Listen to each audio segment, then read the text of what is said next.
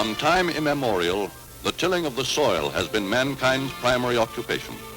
Poets have given dignity to the role of him who sows and reaps, the keeper of flocks and herds, living by toil in the sweat of his brow.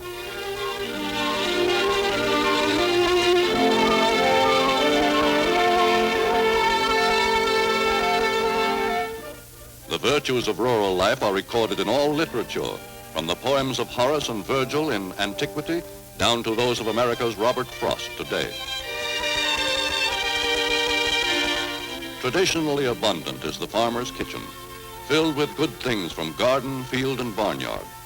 In popular thinking, a symbol of good living, health, and independence. This idea of the rural life as one of contentment and material plenty is deeply ingrained in the minds of most Americans. The fact that farmers have known years of poverty, of near famine and disaster in many regions of the United States, has not discouraged man's instinctive desire to live in direct contact with the soil that gives him sustenance. Yet so diverse and complex are the problems of America's farms that the Department of Agriculture, largest division of the federal government next to the Army and Navy, has made assistance to farmers its full-time business since 1862, year of its founding by Abraham Lincoln. Responsible to the nation, in peace as in war, for the productiveness of its soil and the welfare of the nearly 50% of our total population who live by and on it, the Department of Agriculture has offered much needed counsel to American farmers ever since Civil War days. Today, regularly employed by the Department of Agriculture are over 75,000 men and women. By far the greater part of them skilled specialists and scientists, whose main job is to help the U.S. farmer in cooperation with his state and local governments.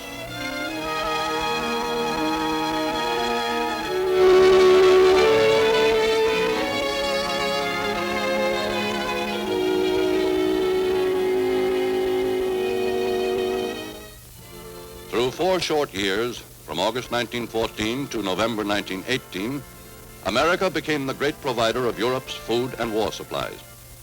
U.S. farmers raised more cattle and hogs, grew more of every basic crop than ever before in the nation's history.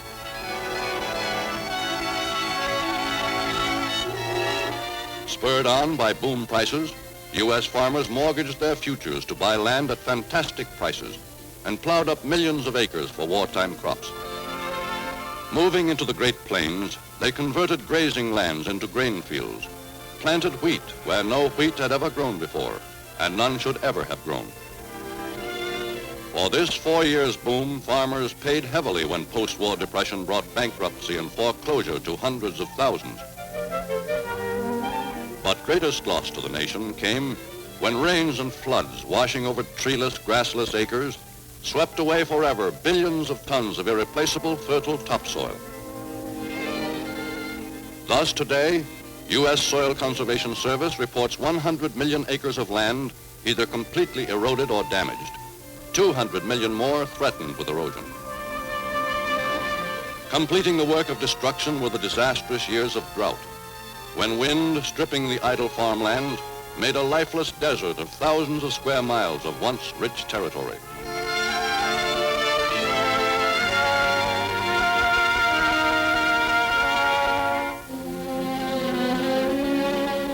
In the 1930s, driven from their homes by the marching desert, whole farm communities became landless wanderers, without means of subsistence, presenting the nation with a new problem.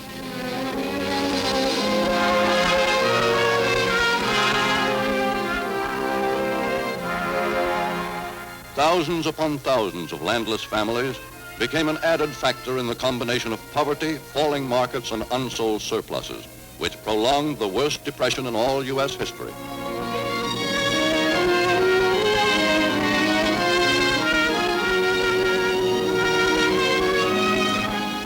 And in the deep South, on land farmed for centuries, man's long-continued failure to put back into the soil what he took out was punished by nature in impoverishment. As a result, southern one-crop farming has left 33% of the U.S. farm population with less than 15% of the nation's farm income.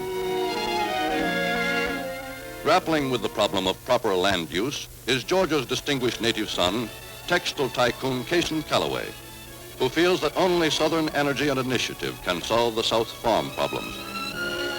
At his 30,000-acre Blue Springs Farms near LaGrange in the Piedmont region of Georgia, Calloway is breaking ground for a new era for the South he loves.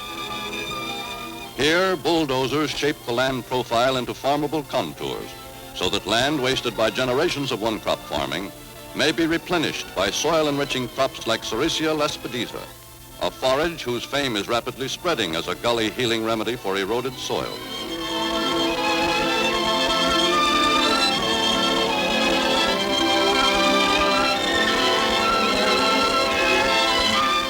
Having chosen his land from among the worst that the South could offer, Calloway is also restoring it to use through such old-time U.S. crops as the Scuppernong grape, prized for its wine since America's earliest days.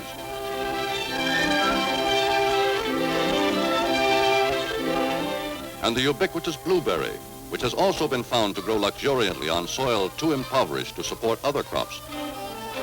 But major crop at Blue Springs Farms, because of its power to restore depleted southern land, is kudzu, a little-known vine imported from China.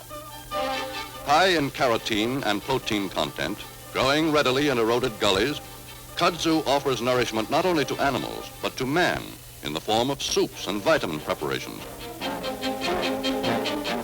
Milestone in the South's difficult transition from the cabin and the cotton setup is Blue Springs Farm's dehydrating plant, first to produce artificially dried hay in the South. Kudzu, hay, and lespedeza are processed in 30 minutes from field to bags, thus saving all the precious vitamin A so frequently lost by traditional methods. Calloway's livestock, grazing on restored pastures, fatten quickly and provide natural fertilizer necessary to any well-rounded soil conservation project. Having proved by his 5 years of experimentation that even the most depleted land can be brought back into highly diversified production, Calloway is today trying out other operations, such as duck raising, possible for farms with small capital and little machinery.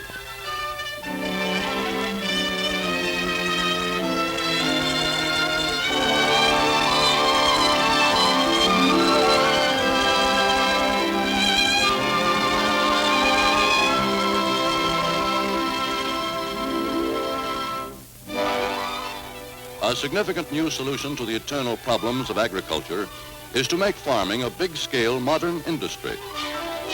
For years, North American wheat has been produced most profitably on large farms.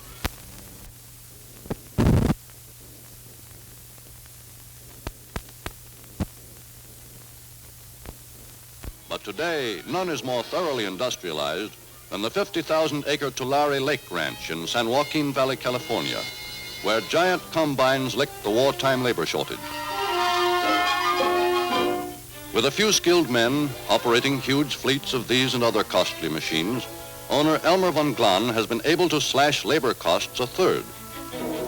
Moving his grain from field to elevator at the rate of 600 tons daily, he has demonstrated that with plenty of capital and good management, mechanized agriculture can be made as profitable a big business as any other.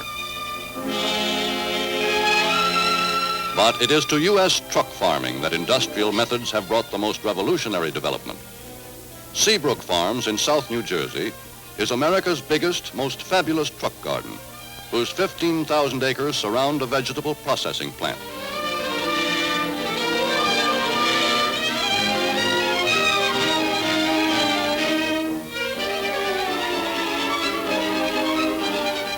With assets today valued at $10 million, Seabrook employs over 3,000 unionized workers, whose rate of pay has no relation to seasonal farm prices. Agronomist Seabrook, aided by his 2 sons, is carrying on a family tradition of progressive, imaginative farming. With assembly line precision, each operation at Seabrook's follows detailed charts made out the year before, accounting for every day of the 7-month season.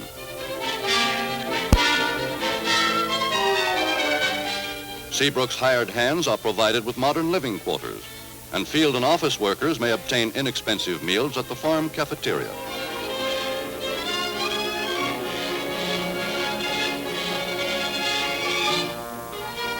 Harvesting peas at Seabrook Farms is an object lesson in scientific management. Modern machines mow and load vines and peas, which are later threshed at the central processing plant.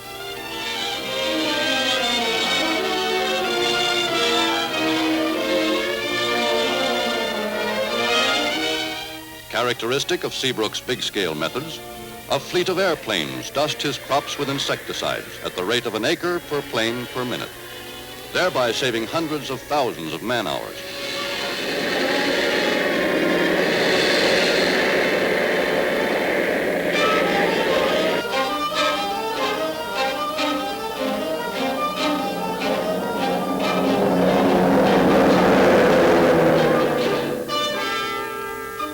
But most drastic innovation in truck farming is the fact that at Seabrook's cannery, vegetables pass from field to can in less than 3 hours, reducing vitamin loss to a minimum.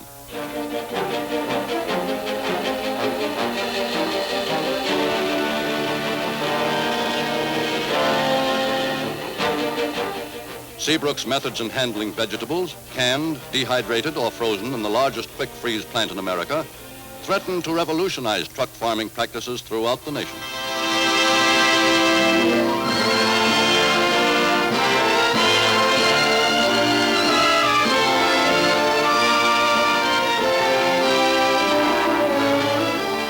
Today, in many a rural community, the ominous challenge of mass production farming threatens the none too secure livelihood of the hard-working independent farmer.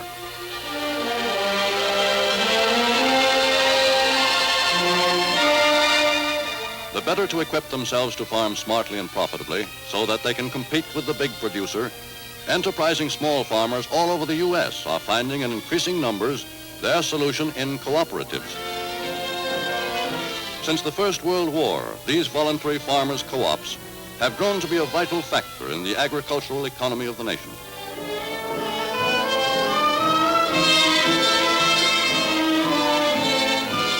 Among the most widespread of all present-day cooperatives are those made possible by the Rural Electrification Administration, which during the past 9 years has been granting loans to small farmers, enabling them to finance power systems.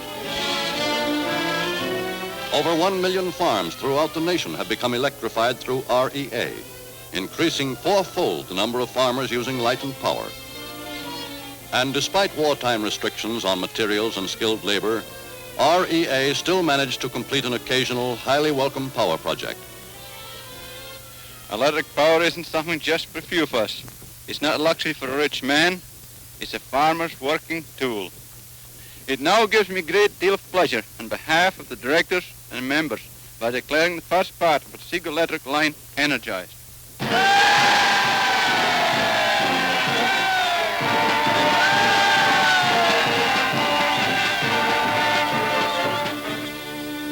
Electric power, made possible by government loans totaling $400 million, is letting farmers in remote areas use many labor-saving devices.